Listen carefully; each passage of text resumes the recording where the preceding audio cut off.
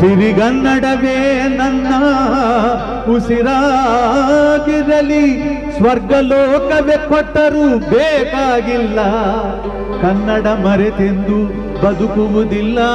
ತಂತ್ರಜ್ಞಾನದಲ್ಲಿ ನಾವು ಮುಂದುವರೆದಿದ್ದೇವೆ ಎಂದು ಭಾರತ ತನ್ನ ಕಾಲರನ್ನು ತಾನೇ ಜಗ್ಗಿಕೊಳ್ಳುವ ಸಂದರ್ಭದಲ್ಲಿ ಇಲ್ಲಿ ಶುದ್ಧ ವಿಜ್ಞಾನ ಮೂಲೆಗುಂಪಾಗಿದೆ ಎಂಬ ಆತಂಕ ದಟ್ಟವಾಗಿದೆ.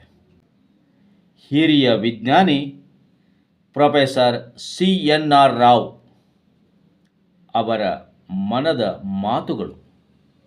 ಸ್ಟ್ಯಾನ್ಫರ್ಡ್ ವಿವಿಗೆ ಹಣ ನೀಡಲು ಇನ್ಫೋಸಿಸ್ ಬಳಿ ಮಿಲಿಯನ್ ಗಟ್ಟಲೆ ಹಣ ಇದೆ. MITಗೆ ನೆರವು ನೀಡಲು ಟಾಟಾ ಸಂಸ್ಥೆ ವಿಪುಲ ಸಂಪನ್ಮೂಲವನ್ನು ಹೊಂದಿದೆ. ಆದರೆ ಭಾರತದಲ್ಲಿ ಅಂತಾರಾಷ್ಟ್ರೀಯ ಶಾಲೆ ತೆರೆಯಲು ಮಾತ್ರ ವಿದೇಶಿಯರಿಗೆ ಆಹ್ವಾನಿಸಲಾಗುತ್ತದೆ. ಟಾಟಾ ಅಥವಾ ಇನ್ಫೋಸಿಸ್ಗೆ ಭಾರತದಲ್ಲಿ ವಿಜ್ಞಾನ ವಿಶ್ವವಿದ್ಯಾಲಯ ತೆರೆಯಲು ಬೇಕಾದ ಬಂಡವಾಳ ಕ್ರೋಢೀಕರಿಸುವ ಶಕ್ತಿ ಇಲ್ಲವೇ? ಕೇಂದ್ರ ಸರ್ಕಾರ ಮೊದಲಿನಿಂದಲೂ ವಿಜ್ಞಾನ ಕ್ಷೇತ್ರಕ್ಕೆ ಬೆಂಬಲ ನೀಡುತ್ತಲೇ ಬಂದಿದೆ. ರಾಜ್ಯ ಸರ್ಕಾರ ಕಳೆದ 4-5 ವರ್ಷಗಳಿಂದ ನಮ್ಮ ನಿರೀಕ್ಷೆಗಳಿಗೆ ಸ್ಪಂದಿಸುತ್ತಿದೆ. ಆದರೆ ಕೇಂದ್ರ ಹಾಗೂ ರಾಜ್ಯ ಸರ್ಕಾರ ಭವಿಷ್ಯದ ವಿಜ್ಞಾನವನ್ನು ಗಂಭೀರವಾಗಿ ಪರಿಗಣಿಸದಂತೆ ಕಂಡುಬರುತ್ತಿಲ್ಲ.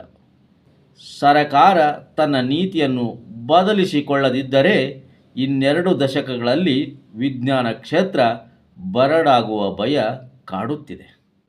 ಸರ್ಕಾರದ ಧೋರಣೆ ಹಾಗೂ ಗುಣಾತ್ಮಕತೆ ಇಲ್ಲದ ಶಿಕ್ಷಣ ಸಂಸ್ಥೆಗಳೇ ಇದಕ್ಕೆ ಕಾರಣ. ಸರ್ಕಾರ ಹಾಗೂ ಶಿಕ್ಷಣ ಸಂಸ್ಥೆಗಳು ವಿಜ್ಞಾನ ಸಂಶೋಧನೆಗಿಂತ ಹಣದ ಅಮಲಿನ ಕೋರ್ಸ್ಗಳಿಗೆ ಆದ್ಯತೆ ನೀಡುತ್ತಿವೆ.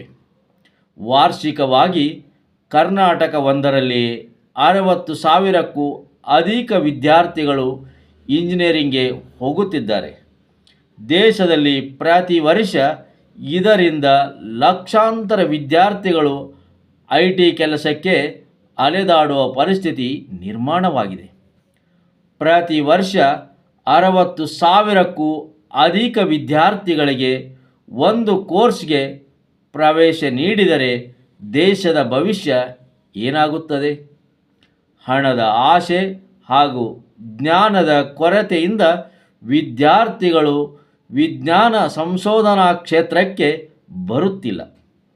ಮಾಧ್ಯಮಿಕ ಹಾಗೂ PUC ಶಿಕ್ಷಕರು ವಿದ್ಯಾರ್ಥಿಗಳನ್ನು ಸಮರ್ಪಕವಾಗಿ ಮಾರ್ಗದರ್ಶಿಸುತ್ತಿಲ್ಲ.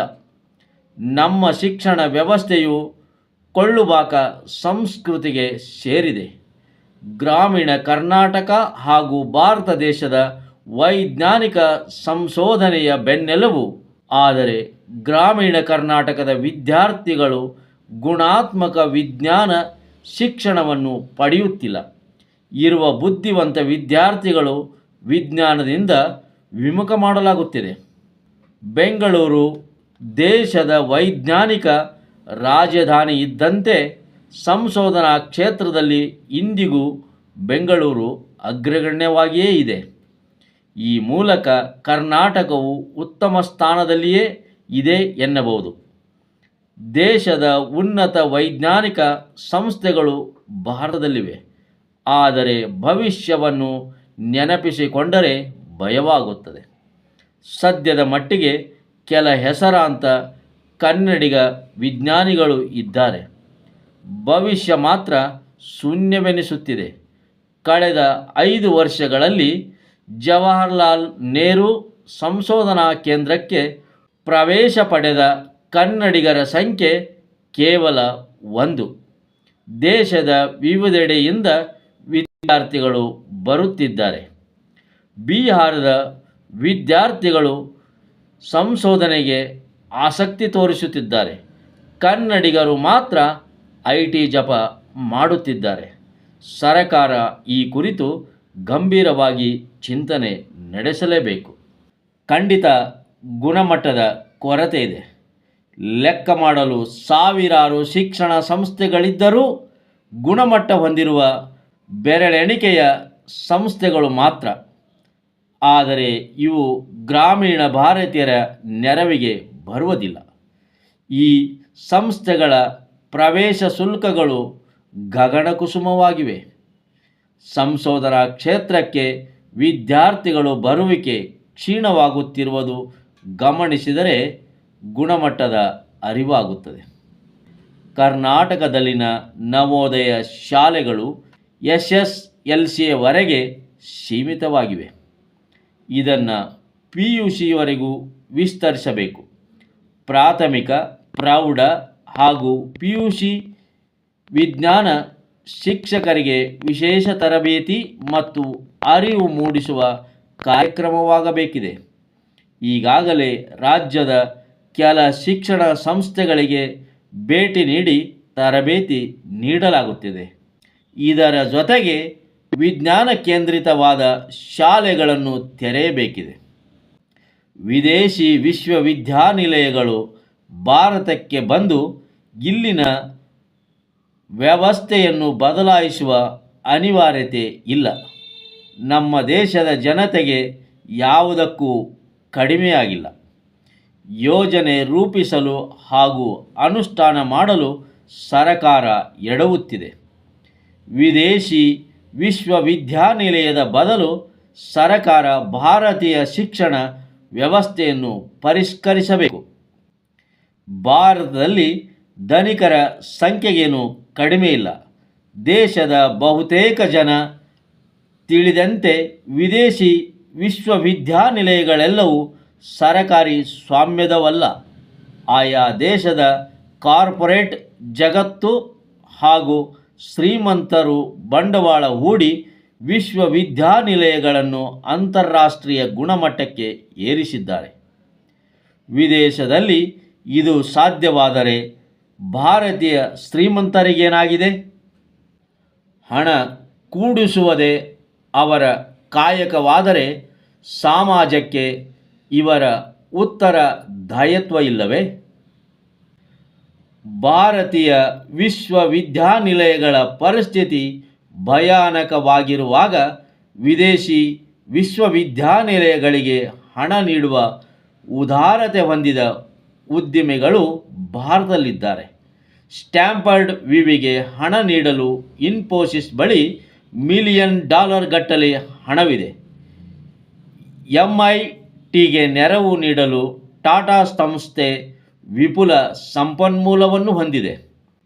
ಆದರೆ ಭಾರತದಲ್ಲಿ ಅಂತಾರಾಷ್ಟ್ರೀಯ ಶಾಲೆ ತೆರೆಯಲು ವಿದೇಶಿಯರಿಗೆ ಆಹ್ವಾನಿಸಲಾಗುತ್ತದೆ. ಟಾಟಾ ಅಥವಾ ಇನ್ಫೋಸಿಸ್ಗೆ ಭಾರತದಲ್ಲಿ ವಿಶ್ವವಿದ್ಯಾಲಯ ತೆರೆಯಲು ಬೇಕಾದ ಬಂಡವಾಳ ಕ್ರೋಢೀಕರಿಸುವ ಆಸಕ್ತಿ ಇಲ್ಲವೇ? ದೇಶದ ಕೆಲ ಶಿಕ್ಷಣ ತಜ್ಞರು ಹಾಗೂ ವಿಜ್ಞಾನಿಗಳ ನೇತೃತ್ವದಲ್ಲಿ ಇಂಥ ಶಿಕ್ಷಣ ಸಂಸ್ಥೆ ತಲೆ ಎತ್ತಿದರೆ ನಾವು ಕೂಡ ಬಲಿಷ್ಠರಾಗಬಹುದು. ಆದರೆ ಇವರೆಲ್ಲ ದುಡ್ಡು ಮಾಡಲು ಮಾತ್ರ ಆಸಕ್ತಿಯುತರಾಗಿದ್ದಾರೆ.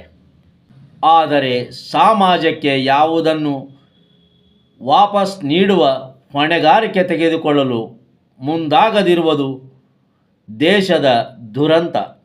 ಈ ಸಂಸ್ಥೆಗಳಿಗೆ $2 ಮಿಲಿಯನ್ ಹಣ ಕ್ರೋಢೀಕರಿಸುವ ತಾಕತ್ತಿಲ್ಲವೇ? ವಿದೇಶಿ ವಿಶ್ವವಿದ್ಯಾನಿಲಯಗಳಿಗೆ ಸಾವಿರಾರು ಎಕರೆ ನೀಡಿ ಆಹ್ವಾನಿಸುವ ಬದಲು ನಮ್ಮಲ್ಲಿದ್ದವರಿಗೆ ಪ್ರೋತ್ಸಾಹ ನೀಡಬೇಕು. ಮುಂದಿನ ವರ್ಷಗಳಲ್ಲಿ ಉನ್ನತ ಶಿಕ್ಷಣಕ್ಕೆ ಬರುವ 4-5 ಕೋಟಿ ವಿದ್ಯಾರ್ಥಿಗಳನ್ನು ಹೇಗೆ ನಿರ್ವಹಿಸಬೇಕು? ಅವರಿಗೆ ಗುಣಮಟ್ಟದ ಶಿಕ್ಷಣ ಹೇಗೆ ನೀಡುವುದು? ಅದಕ್ಕೆ ಪೂರಕವಾದ ದಶಕಗಳ ತಯಾರಿ ಹೇಗಿರಬೇಕು ಎಂದು ಕೇಂದ್ರ ಹಾಗೂ ರಾಜ್ಯ ಸರ್ಕಾರಗಳು ಕೂಡಲೇ ತೀರ್ಮಾನ ತೆಗೆದುಕೊಳ್ಳಬೇಕು. ಇಸ್ರೋ ಸಂಸ್ಥೆಯ ಪ್ರಸಕ್ತ ಅಧ್ಯಕ್ಷರ ಬಗ್ಗೆ ಯಾವುದೇ ಪ್ರತಿಕ್ರಿಯೆ ನೀಡುವುದಿಲ್ಲ. ಆದರೆ ಒಂದು ಸಂಸ್ಥೆಯಾಗಿ ಉತ್ತಮ ಕೆಲಸ ಮಾಡುತ್ತಿದೆ. ಭಾರತೀಯ ವಿಜ್ಞಾನ ಕ್ಷೇತ್ರಕ್ಕೆ ಇಂದಿಗೂ ಇಸ್ರೋದ ಕೊಡುಗೆ ಸಿಂಹಪಾಲು. ವಿಜ್ಞಾನ ಲೋಕಕ್ಕೆ ಯಾರ್ಯಾರು ಎಷ್ಟು ಕೊಡುಗೆ ನೀಡಿದ್ದಾರೆ ಎಂಬುದು ಸಮಾಜ ಅಥವಾ ವಿಜ್ಞಾನಿಗಳಿಗೆ ತಿಳಿದಿದೆ. ಇದರ ಬಗ್ಗೆ ನಾನು ಮಾತನಾಡಿ ವಿವಾದ ಮಾಡುವುದು ಬೇಡ ಎನಿಸುತ್ತದೆ. ಭಾರತದ ಶಿಕ್ಷಣ ವ್ಯವಸ್ಥೆ ಸುಧಾರಿಸಿ ವಿಜ್ಞಾನಕ್ಕೆ ಮಹತ್ವ ನೀಡಿದರೆ ಉಜ್ವಲ ಭವಿಷ್ಯವಿದೆ. ಗ್ರಾಮೀಣ ಭಾರತ ಹಾಗೂ ಗ್ರಾಮೀಣ ಕರ್ನಾಟಕ ಪ್ರದೇಶಗಳ ಮೇಲೆ ಸರಕಾರ ಹಾಗೂ ವಿಜ್ಞಾನ ಸಂಸ್ಥೆಗಳು ಗಮನಿಸಬೇಕು. ವಿಜ್ಞಾನ ಕ್ಷೇತ್ರಕ್ಕೆ ಹಣ ಹೂಡುವರಿಲ್ಲ, ವಿಜ್ಞಾನಿಗಳು ಸಂಘಟಿತರಲ್ಲ. ಭವಿಷ್ಯದಲ್ಲಿ ವಿಜ್ಞಾನಿಗಳ ಕಥೆಯೇನು? ಪ್ರತಿಯೊಬ್ಬರೂ ಯೋಚಿಸಬೇಕಾದ ವಿಷಯ. ಇದು ಭಾರತ ರತ್ನ ಪ್ರೊಫೆಸರ್ CNR ರಾವ್ ಅವರ ಮನದ ಮಾತು. ಸತ್ಯವಿದು ಕನ್ನಡ ನಾಡಲಿ ಹುಟ್ಟಲು ಪುಣ್ಯವು ಬೇಕು, ದೇವರ ದಯೆಯಿಂದಲಿ ಈ ಭಾಗ್ಯವು ದೊರೆತರೆ ಸಾಕು.